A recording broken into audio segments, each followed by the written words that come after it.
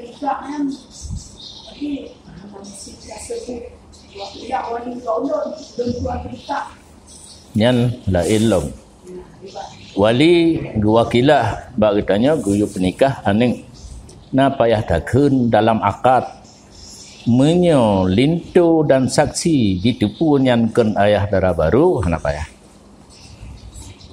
Ya, halu kan.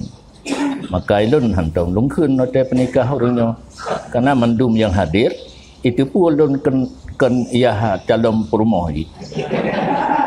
Lintu sendiri dan saksi.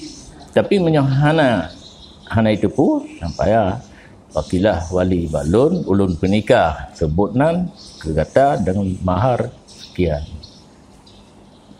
Tergantung maklum dengan hana maklum.